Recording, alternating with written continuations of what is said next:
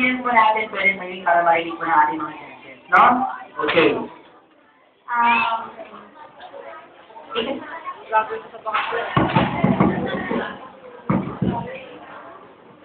Hello?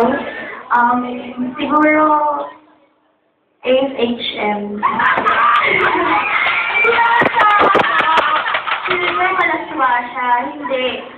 Para sa ibang tao, hindi siya malaswa. Ang AFHM, ito yung parang, kung paano mo siya i-model yung sarili mo, kung paano mo siya attract yung sarili mo sa ibang tao.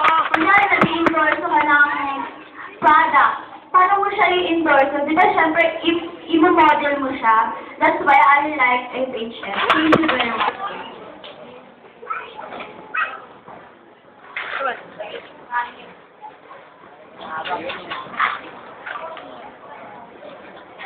For me, God's free. Because we all know that only God can help us through our problems in life and trials in life. For me, if you don't fear God, you don't also fear your parents. Because God is our parent of all parents. That's all. Thank you. Thank you for the beautiful question. For me, what bothers me most is that many folks have forgotten how to think and do for themselves, presuming that they will still also want. We are given the chance to be what we are, and we are. Sorry, I'm kind of nervous kasi pagpasensyahan niyo na po kasi it's my first time na sumali po sa ganitong competition. And then po, pagpasensyahan niyo na po. So, ayun po. So, folks need to start paying attention to what is really going on in our world and stop assuming others will tell us how to act, live, and stop assuming that we're entitled being supported by our government or others. That's all, and thank you. Medyo, sa kanya, bago talaga. Medyo, bakit medyo? Sa kanila, kinakabahan po. Bakit tayo medyo lang? Kasi sanay naman akong humarap sa maraming tao, pero ibang klase na to, kaya yun, medyo. Kaya medyo. Magaling na, sa school namin, talaga po sa medyo sa maraming tao kasi nag-oration siya, ang dami niyang ginagawa, ang dami niyang extra show.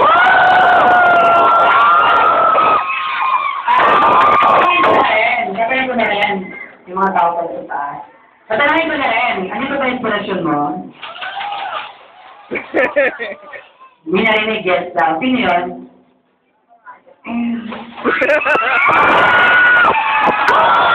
Nakita niya ka bakit ang kanina. Pangalan daw eh. Pangalan ba? Pangalan daw eh.